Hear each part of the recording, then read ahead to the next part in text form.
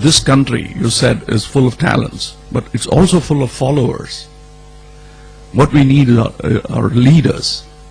And what we need to understand is we are the lawmakers. We don't have to look up at the parliament or at Delhi to make our laws. Our voice will become law. It has. Look at that Gujarati gentleman. I am a great fan of his. That's because I'm thinking ahead of my times. I'm talking about Mr. Mohandas Karamchand Gandhi. That man is an important hero for me. Not because he's a Mahatma. I have already stripped him off the halo around his head,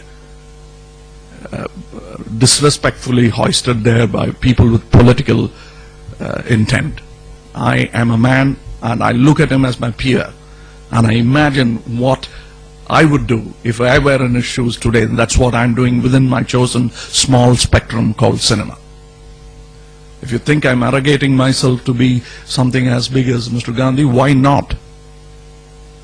Who knows, there are 20 Kamal Haasans and 10 Shivaji Ganesans sitting here.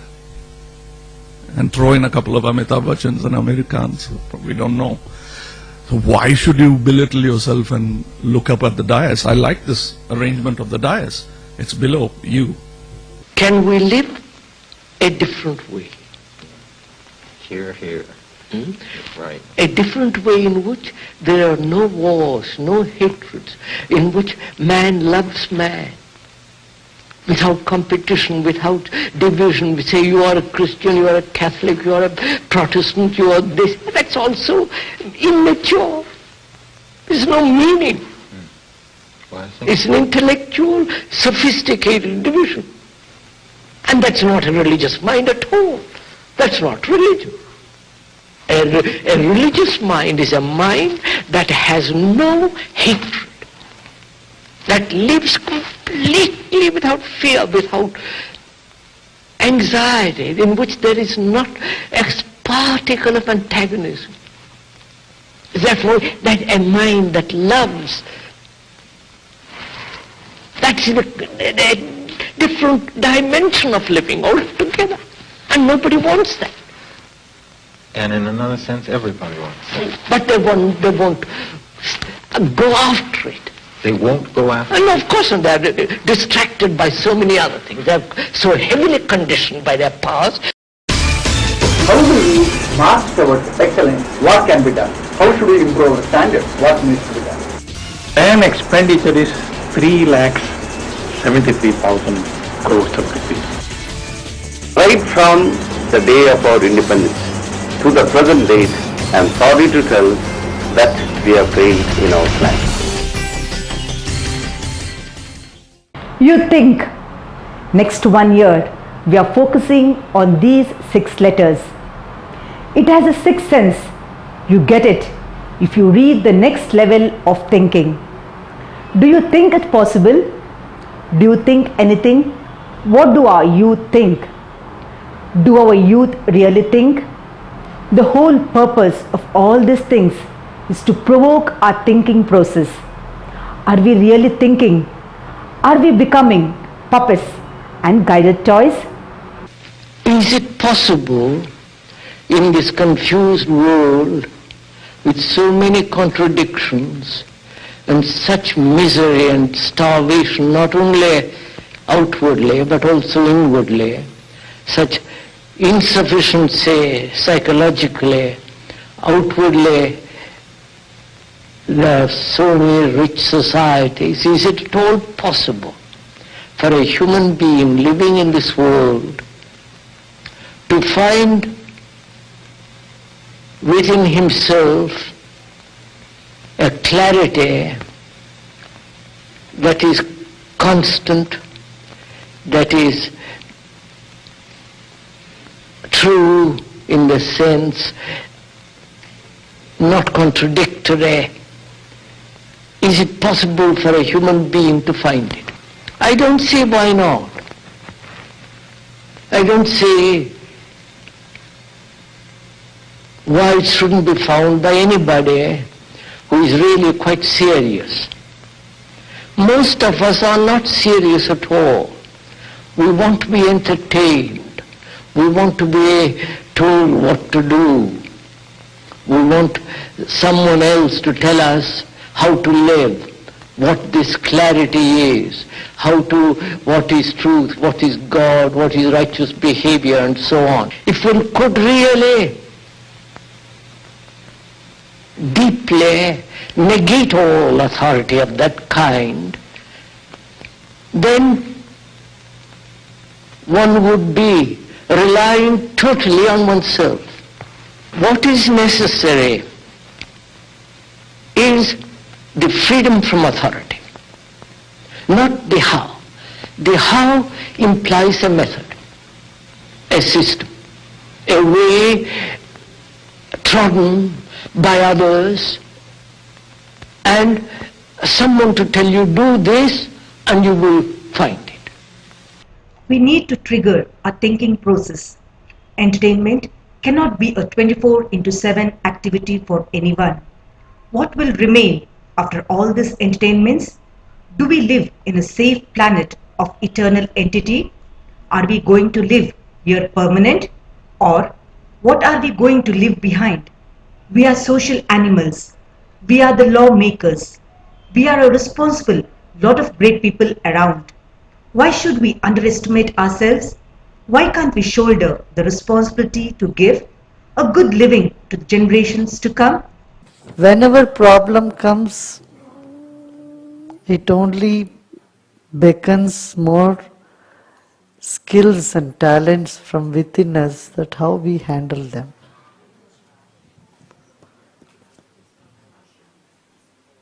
So we are thankful for that. Just imagine a person's life without any challenges, any crisis. It will be so dull. Challenges or crisis, they bring up the talents from within you. It makes you aware of the abilities that you have to overcome them.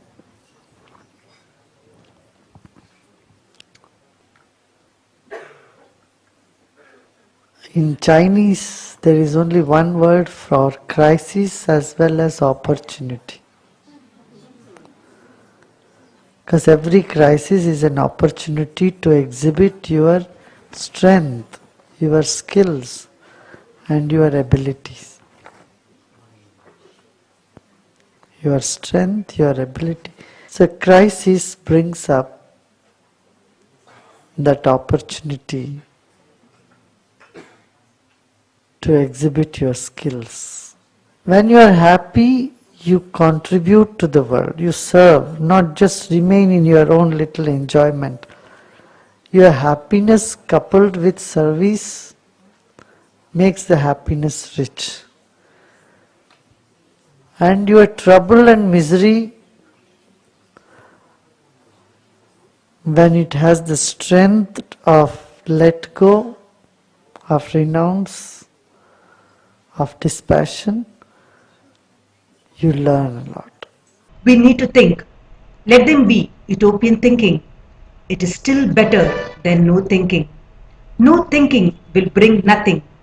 Is nothing greater than everything? Let us think left, right, and center until we are at the center of solutions. Do we grow really? What is our growth rate? 7% GDP for India, 4% GDP for world. What about our minister's economic growth rate? Is it 400% or 700% or even more? Will you check the financial returns filed by our MPs to Election Commission? Why they do not think for society? Why should they think for the society? This is the fate of every society that fails to think collectively. Our thinking process is manipulated. I am a bit of a utopian, and the other book talks to the idea that we must not just sit back and say that the world as it is everything is fine. You have to keep the fires of utopianism alive, and that does need imagination to think of a better world. You can't tolerate an India where this mass of poverty-living people who live in poverty by saying that, well, if the free market does this, you live with it. No, you have to think of a better. Why the individual growth rate of our politicians goes up by 1,000 times every year? It is because they think and act for their growth. Then why the people in the constituency do not grow? Then why the people in their constituency do not grow? Not even at 1% of what they individually grow every year. It is because they never think about the growth of others. And the moment you have a system and a method, you become mechanical. You just do what you're told. And that's not clarity. It's like a child being told by its mother what it should do from morning till night. And therefore it becomes dependent on the mother or the father, whatever it be, and there is no clarity. So, to have clarity, the first essential thing is freedom. Freedom from authority. If you say right from the beginning, please, what is the method? There have been dozen methods, and they have all failed. They have not produced clarity or enlightenment or a state of peace in man. On the contrary, these methods have divided man. You have your method and somebody else has his method, and these methods are everlastingly quarreling with each other. What are the things that prevent clarity? All right, fine. Through negation, come to clarity, not through the positive method of following a system. You have the how of yours and the how of somebody else and the method of this and they're all lost. Fine. So right. if we could put aside that question, the how, for the time being, what are the obstructions, the hindrances, the blocks that prevent clear perception of human anxiety, fear, sorrow, and the ache of loneliness, the utter lack of love and all that. The question is not freedom from a particular authority, but the whole conceptual acceptance of authority. The freedom from authority implies the freedom from fear. All right. And the freedom from fear implies the cessation of every form of violence. So the moment you bring in the how, you move away from the central fact of learning. What does it mean to learn? When I want to learn about something, I look. There is no condemnation at all. Here is a fact of fear. I want to learn about it. Moment I learn about something, I'm free of it. So learning matters. Yeah. What is what is implied in learning? What is implied in learning? First of all, to learn about something, there must be complete cessation of condemnation or justification. I want to learn.